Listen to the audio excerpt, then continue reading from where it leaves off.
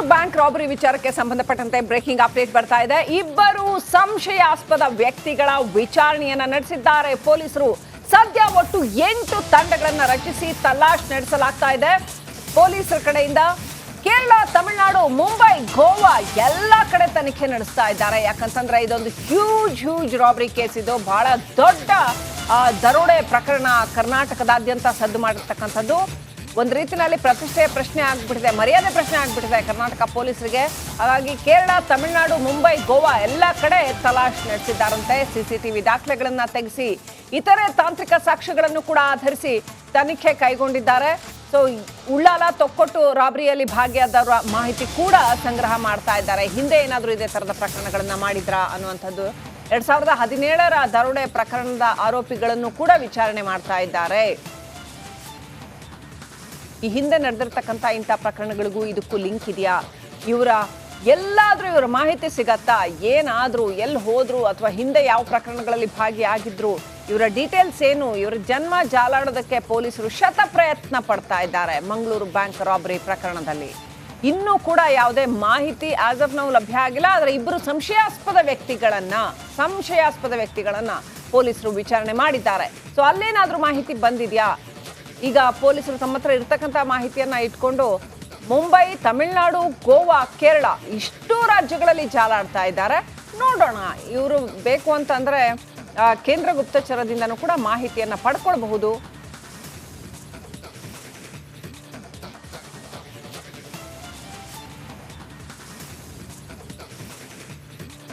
ಈ ಬಗ್ಗೆ ಇನ್ನಷ್ಟು ಮಾಹಿತಿಯನ್ನ ನೀಡ್ತಾರೆ ಪ್ರತಿನಿಧಿ ದಿನೇಶ್. ಈಗ ನೇರ ಸಂಪರ್ಕದಲ್ಲಿ ಜಾಯ್ನ್ ಆಗ್ತಾ ಇದ್ದಾರೆ. ದಿನೇಶ್, 8 ತಂಡಗಳ ರಚನೆ ಮಾಡಿದ್ದಾರೆ. ಈ 8 ತಂಡಗಳ ಕೆಲಸ ಯಾವ ರೀತಿ ಇದೆ, ಏನ್ ನಡೀತಾ ಇದೆ ಸದ್ಯಕ್ಕೆ?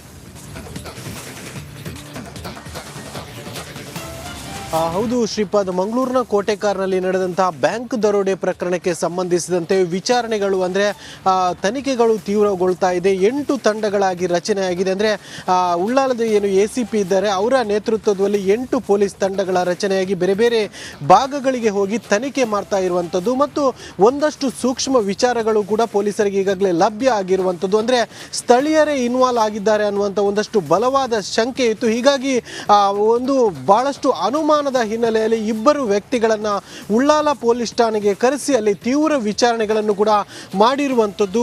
ಆರಂಭದಿಂದಲೂ ಕೂಡ ಸ್ಥಳೀಯರು ಮತ್ತು ಸಿಬ್ಬಂದಿ, ಬ್ಯಾಂಕ್ ಆಡಳಿತ ಮಂಡಳಿ ಹೀಗೆ ಒಂದಷ್ಟು ಅನುಮಾನಗಳ ಹುತ್ತ ಇವರ ಸುತ್ತನೇ ತಿರುಗ್ತಾ ಇತ್ತು. ಹೀಗಾಗಿ ಅದೇ ಆಧಾರದಲ್ಲಿ ಸ್ಥಳೀಯ ಇಬ್ಬರು ವ್ಯಕ್ತಿಗಳನ್ನು ಉಳ್ಳಾಲ ಪೊಲೀಸ್ ಠಾಣೆಗೆ ಕರೆಸಿ ತೀವ್ರ ವಿಚಾರಣೆಗಳನ್ನು ಕೂಡ ಮಾಡಿರುವಂಥದ್ದು. ಜೊತೆಗೆ 8 ತಂಡಗಳೇನಿದೆ ಪೊಲೀಸ್ ತಂಡಗಳು, ಅವರು ಬೇರೆ ಬೇರೆ ಭಾಗಗಳಿಗೆ ಹೋಗಿ ಅಂದರೆ ಕೇರಳದಲ್ಲಿ 3 ತಂಡಗಳು ಬೀಡುಬಿಟ್ಟು ಅಲ್ಲಿನ ಪೊಲೀಸರ ಸಹಾಯ ಪಡೆದು ಅಲ್ಲಿ ಒಂದಷ್ಟು ಕಾರ್ಯಾಚರಣೆ ಮಾಡ್ತಾ ಇದ್ದಾರೆ. ಅಲ್ಲಿ ಕಳ್ಳರಿಗಾಗಿ ಜಾಲಾಡ್ತಾ ಇದ್ದಾರೆ. ಮತ್ತೊಂದಷ್ಟು ಟೀಮ್ಗಳು ಮುಂಬೈ ಆಗಿರೋದು, ತಮಿಳುನಾಡು, ಆಂಧ್ರ ಈ ಭಾಗಗಳಿಗೆ ಕೂಡ ತೆರಳಿ ಅಲ್ಲಿಯೂ ಕೂಡ ಕಳ್ಳರಿಗಾಗಿ ಶೋಧ ಕಾರ್ಯಗಳು ಕೂಡ ನಡೀತಾ ಇರುವಂಥದ್ದು. ಮತ್ತೊಂದು ಹೇಳಬೇಕಾದ್ರೆ ಇದೇ ಬ್ಯಾಂಕಿಗೆ ಅಂದರೆ ಇದೇ ಬ್ಯಾಂಕಿನಲ್ಲಿ ಈ ಹಿಂದೆ 2017ರಲ್ಲಿ ಒಂದು ಕಳ್ಳತನ ಆಗಿತ್ತು. ಆ ಒಂದು ಕಳ್ಳತನದಲ್ಲಿ ಭಾಗಿಯಾಗಿದ್ದವರು ಅದೇ ಬ್ಯಾಂಕ್ನ ಡೈರೆಕ್ಟರ್ನ ಪತಿ ಆ ಒಂದು ಕಳ್ಳತನದಲ್ಲಿ ಭಾಗಿಯಾಗಿದ್ರು. ಹೀಗಾಗಿ ಆ ಒಂದು ಕಳ್ಳತನದಲ್ಲಿ ಭಾಗಿಯಾದವರನ್ನು ಕೂಡ ಈ ಬಾರಿಗೆ ಏನಾದರೂ ಲಿಂಕ್ ಇದೆಯಾ ಅನ್ನುವಂಥ ಆಧಾರದಲ್ಲಿ ಅವರನ್ನು ಕೂಡ ವಿಚಾರಣೆ ಮಾಡಿರುವಂಥದ್ದು. ಜೊತೆಗೆ ಉಳ್ಳಾಳ ಭಾಗದಲ್ಲಿ ಒಂದಷ್ಟು ರಾಬರಿಗಳು ಅಂದರೆ ಈ ಹಿಂದೆ ಆದಂಥ ರಾಬರಿಗಳು, ದೊಡ್ಡ ದೊಡ್ಡ ರಾಬರಿಗಳೇನೇ ಆಗಿದೆ, ಅಂತಹ ರಾಬರಿಗಳಲ್ಲಿ ಭಾಗಿಯಾದವರನ್ನು ಕೂಡ ಉಳ್ಳಾಲ ಪೊಲೀಸ್ ಠಾಣೆಗೆ ಕರೆದು ವಿಚಾರಣೆಗಳನ್ನು ಕೂಡ ಮಾಡಿರುವಂಥದ್ದು. ಒಟ್ಟಿನಲ್ಲಿ ಪೊಲೀಸರ ವಿಚಾರಣೆ ದಿನದಿಂದ ದಿನಕ್ಕೆ ತೀವ್ರಗೊಳ್ತಾ ಹೋಗ್ತಿರುವಂಥದ್ದು. ನಾನಾ ಆಯಾಮಗಳಲ್ಲೂ ಕೂಡ ತನಿಖೆ ಆಗ್ತಾ ಇರುವಂಥದ್ದು. ಅಂದರೆ ಆರಂಭದಲ್ಲಿ ಒಂದು ಕಾರಲ್ಲಿ 5 ಜನ ಬಂದಿದ್ರು ಕೂಡ ನಂತರದಲ್ಲಿ ದಿನೇಶ್, ಈಗ ಈ ಕಳ್ಳರು ಇಲ್ಲಿಂದ ಇಮಿಡಿಯೇಟ್ ಆಗಿ ಅಂದ್ರೆ ಕೇರಳ ಬಹಳ ನಿಯರ್ ಬೈ ಇರೋದ್ರಿಂದ, ಬಹಳ ಹತ್ತಿರದಲ್ಲಿ ಇರೋದ್ರಿಂದ ಮತ್ತು ಒಳದಾರಿಗಳು ಇಲ್ಲಿಂದ ತಪ್ಪಿಸ್ಕೊಳ್ಳೋದಕ್ಕೆ ಬಹಳ ಸುಲಭವಾಗಿ, ಈಗ ಟೋಲ್ ಆದ್ರೆ ನಾಕಾಬಂದಿ ಮಾಡ್ತಾರೆ ಅಥವಾ ಬೇರೆ ಎಲ್ಲ ಮೇನ್ ರೋಡ್ಗಳಲ್ಲಿ ನಾಕಾಬಂದಿ ಮಾಡಬಹುದು. ಆದರೆ ಇಲ್ಲಿ ಎಷ್ಟು ಹತ್ರದಲ್ಲಿದೆ ಕೇರಳ ಅಂತಂದ್ರೆ ಯಾವುದೇ ಹಳ್ಳಿ ರೂಟಿಂದ, ಒಳದಾರಿಗಳಿಂದ ಕೇರಳಕ್ಕೆ ಹೋಗಿ ತಪ್ಪಿಸಿಕೊಂಡಿರುವ ಸಾಧ್ಯತೆಗಳಿದೆ ಅಂತ ಒಂದು ಮಾತು ಕೇಳಿ ಬಂದಿತ್ತು. ಆ ಸಾಧ್ಯತೆಗಳು ಎಷ್ಟರ ಮಟ್ಟಿಗಿದೆ? ಮತ್ತೆ ಕೇರಳಕ್ಕೆ ಒಮ್ಮೆ ಎಂಟರ್ ಆಗ್ಬಿಟ್ರೆ ಅಲ್ಲಿಂದ ಕೂಡ ಅದು ಮೋಸ್ಟ್ ಇಂಟೀರಿಯರ್ ಪ್ಲೇಸಸ್ ಅಲ್ಲಿ ಇರೋದ್ರಿಂದ ಮತ್ತು ಅಥವಾ ಸಮುದ್ರ ಮಾರ್ಗದ ಮುಖಾಂತರನೋ ಬೇರೆ ದೇಶಕ್ಕೂ ಕೂಡ ಹೋಗೋದು ಬಹಳ ಸುಲಭ ಆಗ್ಬಿಡತ್ತೆ. ಅವ್ರನ್ನ ಟ್ರೇಸ್ ಮಾಡೋದು, ಟ್ರ್ಯಾಕಿಂಗ್ ಕಷ್ಟ ಆಗತ್ತೆ ಅನ್ನುವಂಥದ್ದು ಒಂದಿತ್ತು. ಸೊ ಕೇರಳಕ್ಕೆ ಹೋಗಿರೋ ಅಂತ ಆಸ್ಪೆಕ್ಟ್ಸ್ ಎಷ್ಟರ ಮಟ್ಟಿಗೆ, ಆ ಸಾಧ್ಯತೆಗಳು ಎಷ್ಟರ ಮಟ್ಟಿಗಿದೆ? ಪೊಲೀಸರು ಆ ಒಂದು ಆಂಗಲ್ ನಲ್ಲಿ ಕೂಡ ತನಿಖೆ ಮಾಡ್ತಾ ಇದ್ದಾರಾ ಹೇಗೆ?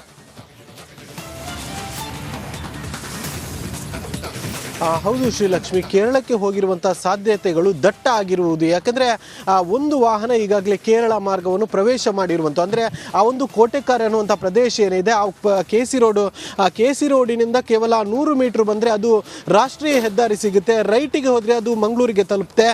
ಕೇವಲ 1.5 ಇಂದ 2 ಕಿಲೋಮೀಟರ್ ಆ ಕಡೆ ಹೋದರೆ ಅದು ಕೇರಳ ತಲುಪುತ್ತೆ. ಹೀಗಾಗಿ ಒಂದು ಗಾಡಿ ಏನಿದೆ ಅಂದರೆ 2 ಜನ ಇದ್ದಂಥ ಒಂದು ಗಾಡಿ ಅದು ಈಗಾಗಲೇ ಕೇರಳವನ್ನು ಪ್ರವೇಶ ಮಾಡಿರುವಂಥದ್ದು. ಮತ್ತೊಂದು ಗಾಡಿ ಕೂಡ ಮಂಗಳೂರಿಗೆ ಬಂದು ಒಂದು ಸಿಬ್ಬಂದಿಯ ಮೊಬೈಲನ್ನು ಬಿಸಾಡಿ ಆ ಬಳಿಕ ಬಂಟ್ವಾಳ ಮಾರ್ಗವಾಗಿ, ಅಂದರೆ ಹೋಗುವಾಗಲೂ ಕೂಡ BC ರೋಡ್ನ ಟೋಲ್ ತಪ್ಪಿಸಿ ಹೋಗಿರ್ತಾರೆ. ಬಂಟ್ವಾಳ ಮಾರ್ಗವಾಗಿ ವಿಟ್ಲವನ್ನು ಪ್ರವೇಶ ಮಾಡಿರುವಂಥದ್ದು. ಅಂದರೆ ಕೇರಳಕ್ಕೆ ಪ್ರವೇಶಿಸಲು ಇಲ್ಲಿ ಗ್ರಾಮೀಣ ಭಾಗದಲ್ಲಿ ಬಹಳಷ್ಟು ರಸ್ತೆಗಳಿದೆ. ಹೀಗಾಗಿ ಬೇರೆ ಬೇರೆ ರಸ್ತೆಯಲ್ಲಿ ಒಂದು ಪಿಯೆಸ್ಟ ಕಾರು ಹೋಗಿ ನಂತರ ಈ ಮತ್ತೊಂದು ಕಾರ್ನವರು ಗ್ರಾಮೀಣ ಭಾಗದಲ್ಲಿ ಹೋಗಿ ಅವರನ್ನು ಕೂಡಿರುವಂತಹ ಸಾಧ್ಯತೆ ಬಹಳಷ್ಟು ದಟ್ಟ ಆಗಿರುವಂಥದ್ದು. ಮತ್ತು ಈ ಒಂದು ದರೋಡೆಕೋರರು ಪ್ರಮುಖವಾಗಿ ಇದೇ ಬ್ಯಾಂಕನ್ನು ಆಯ್ಕೆ ಮಾಡಿಕೊಂಡಿರುವ ಹಿಂದೆ ಕೂಡ ಈ ಕೇರಳ ಮಾರ್ಗವು ಬಹಳಷ್ಟು ದಟ್ಟ ಕಾರಣ ಆಗಿರುವಂಥದ್ದು. ಯಾಕಂದರೆ ಕೇರಳಕ್ಕೆ ವೇಗವಾಗಿ ತಲುಪುವುದು ಅನ್ನುವ ದೃಷ್ಟಿಯಲ್ಲಿ, ಅಂದರೆ ಕೇರಳ ಮತ್ತು ಈ ಒಂದು ಕೋಟೆಕಾರ್ ಗಡಿ ಭಾಗದಲ್ಲಿ ಇರುವ ಕಾರಣವಾಗಿ ವೇಗವಾಗಿ ಕೇರಳಕ್ಕೆ ತಲುಪುವುದು ಅನ್ನುವಂಥ ಕಾರಣಕ್ಕಾಗಿ ಇದೇ ಬ್ಯಾಂಕನ್ನು ಕೂಡ ಆಯ್ದುಕೊಂಡಿದ್ರು ಕಳ್ಳರು ಕಳ್ಳತನಕ್ಕೆ ಅಂತ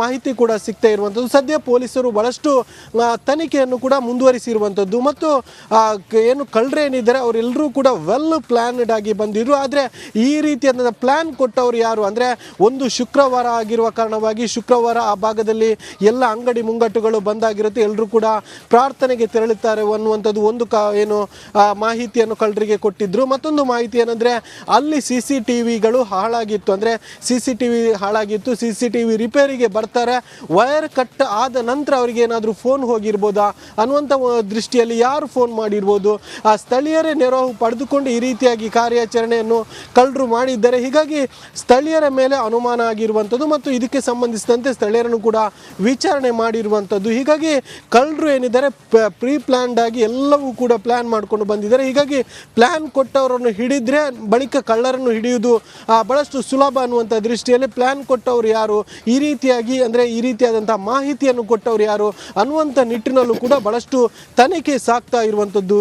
ಶ್ರೀಲಕ್ಷ್ಮಿ, ಥ್ಯಾಂಕ್ ಯು ದಿನೇಶ್. ಡೀಟೇಲ್ಸ್ಗಾಗಿ ಬಂಟ್ವಾಳ ಮಾರ್ಗವಾಗಿ ವಿಟ್ಲವನ್ನು ಪ್ರವೇಶ ಮಾಡಿರುವಂಥದ್ದು. ಅಂದರೆ ಕೇರಳಕ್ಕೆ ಪ್ರವೇಶಿಸಲು ಇಲ್ಲಿ ಗ್ರಾಮೀಣ ಭಾಗದಲ್ಲಿ ಬಹಳಷ್ಟು ರಸ್ತೆಗಳಿದೆ. ಹೀಗಾಗಿ ಬೇರೆ ಬೇರೆ ರಸ್ತೆಯಲ್ಲಿ ಒಂದು ಪಿಯೆಸ್ಟ ಕಾರು ಹೋಗಿ ನಂತರ ಈ ಮತ್ತೊಂದು ಕಾರ್ನವರು ಗ್ರಾಮೀಣ ಭಾಗದಲ್ಲಿ ಹೋಗಿ ಅವರನ್ನು ಕೂಡಿರುವಂತಹ ಸಾಧ್ಯತೆ ಬಹಳಷ್ಟು ದಟ್ಟ ಆಗಿರುವಂಥದ್ದು. ಮತ್ತು ಈ ಒಂದು ದರೋಡೆಕೋರರು ಪ್ರಮುಖವಾಗಿ ಇದೇ ಬ್ಯಾಂಕನ್ನು ಆಯ್ಕೆ ಮಾಡಿಕೊಂಡಿರುವ ಹಿಂದೆ ಕೂಡ ಈ ಕೇರಳ ಮಾರ್ಗವು ಬಹಳಷ್ಟು ದಟ್ಟ ಕಾರಣ ಆಗಿರುವಂಥದ್ದು. ಯಾಕಂದರೆ ಕೇರಳಕ್ಕೆ ವೇಗವಾಗಿ ತಲುಪುವುದು ಅನ್ನುವ ದೃಷ್ಟಿಯಲ್ಲಿ, ಅಂದರೆ ಕೇರಳ ಮತ್ತು ಈ ಒಂದು ಕೋಟೆಕಾರ್ ಗಡಿ ಭಾಗದಲ್ಲಿ ಇರುವ ಕಾರಣವಾಗಿ ವೇಗವಾಗಿ ಕೇರಳಕ್ಕೆ ತಲುಪುವುದು ಅನ್ನುವಂಥ ಕಾರಣಕ್ಕಾಗಿ ಇದೇ ಬ್ಯಾಂಕನ್ನು ಕೂಡ ಆಯ್ದುಕೊಂಡಿದ್ರು ಕಳ್ಳರು ಕಳ್ಳತನಕ್ಕೆ ಅಂತ ಮಾಹಿತಿ ಕೂಡ ಸಿಗ್ತಾ ಇರುವಂಥದ್ದು. ಸದ್ಯ ಪೊಲೀಸರು ಬಹಳಷ್ಟು ತನಿಖೆಯನ್ನು ಕೂಡ ಮುಂದುವರಿಸಿರುವಂಥದ್ದು. ಮತ್ತು ಕಳ್ಳರೇನಿದ್ದಾರೆ ಅವರೆಲ್ಲರೂ ಕೂಡ ವೆಲ್ ಪ್ಲಾನ್ಡ್ ಆಗಿ ಬಂದಿದ್ರು. ಆದರೆ ಈ ರೀತಿಯಾದ ಪ್ಲಾನ್ ಕೊಟ್ಟವರು ಯಾರು ಅಂದರೆ, ಒಂದು ಶುಕ್ರವಾರ ಆಗಿರುವ ಕಾರಣವಾಗಿ ಶುಕ್ರವಾರ ಆ ಭಾಗದಲ್ಲಿ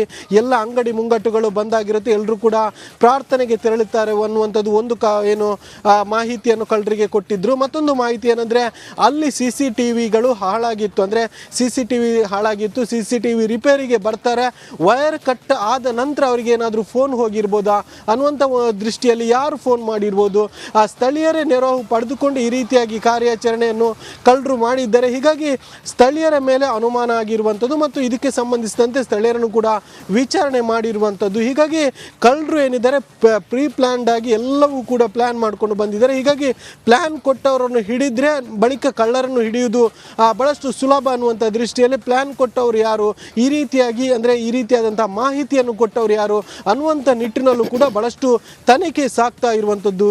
Srilakshmi, thank you Dinesh. Details